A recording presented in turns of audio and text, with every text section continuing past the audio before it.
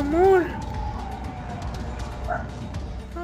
Amid global shock over Nicolas Maduro's capture, a dark new claim has emerged from Venezuela's battlefield, raising fresh questions about secret US weapons.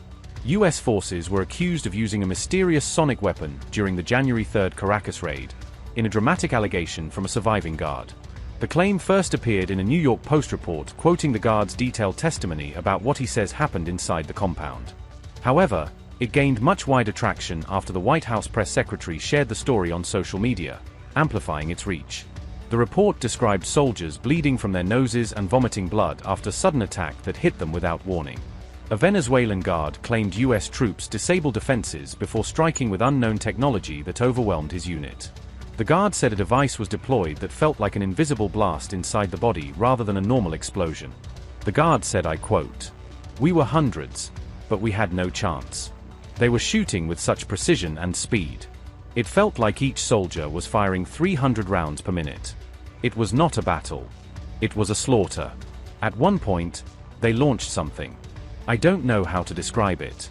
It was like a very intense sound wave. Suddenly, I felt like my head was exploding from the inside. Men began bleeding from their noses. Some started vomiting blood. Many fell to the ground and could not move." Unquote. Venezuela's Interior Ministry admitted that around 100 security personnel were killed in the raid, underscoring how deadly the assault was.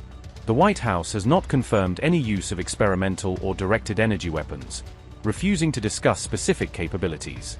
US authorities have released no operational details about the tools or systems used in the mission that captured Maduro. However, a former US intelligence source told the Post that the described symptoms resemble possible directed energy exposure. Such systems can use focused microwaves to cause bleeding, disorientation, and collapse in human targets, according to that report. Experts told New York Post that the underlying technologies have existed in some form for decades in military labs and research programs.